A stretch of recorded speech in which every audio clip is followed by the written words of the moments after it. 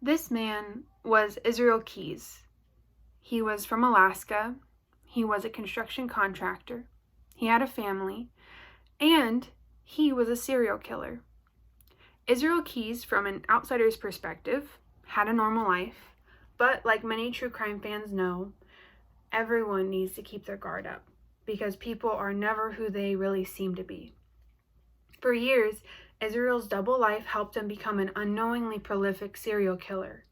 To illustrate this, Israel Keyes' job allowed him to plan his murders very far in advance. He had no MO or way of operating, and he died with his crimes.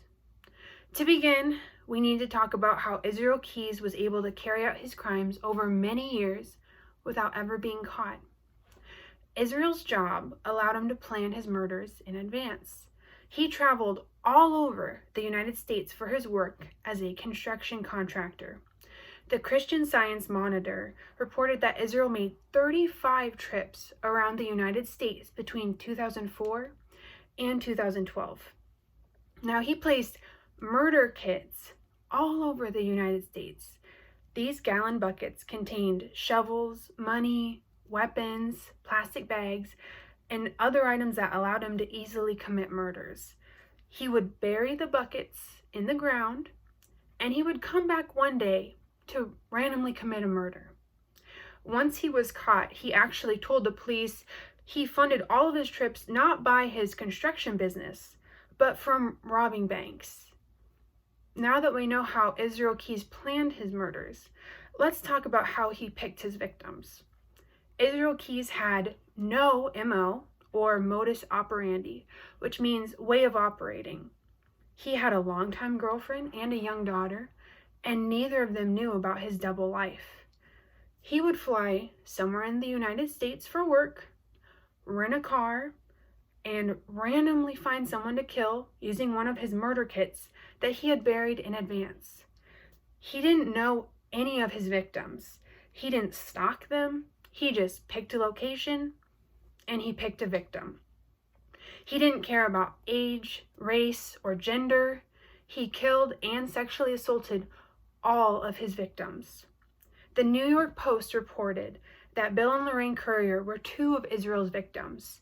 He used a murder kit that he had placed by their house in Vermont 2 years before he decided to randomly kill them. He confessed to this murder, but their bodies were never found. However, Charles Montaldo reported that Israel made the mistake with Samantha Koenig. She was from his hometown in Anchorage, Alaska, and once he killed her, he used her credit card a month later in Texas, which led to his eventual capture. Unfortunately, Israel didn't live with his crimes for long. Israel Keyes died with his crimes. In the true crime podcast Crime Junkies, Israel boasted that all of his murders are classified as missing persons, so he was never under suspicion. Since he had sexually assaulted all of his victims, he was really hesitant to tell the police the details about his crimes because he said he didn't want his young daughter finding out all these gruesome details.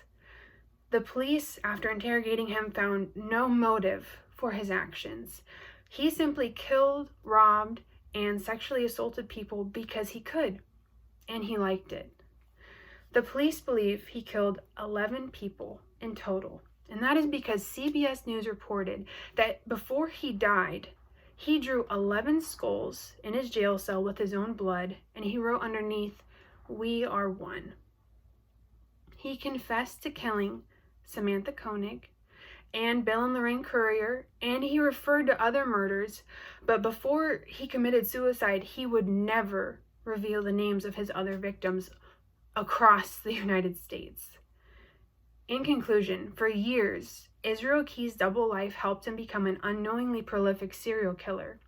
To illustrate that, we looked at how Israel Keyes' job allowed him to plan his murders in advance.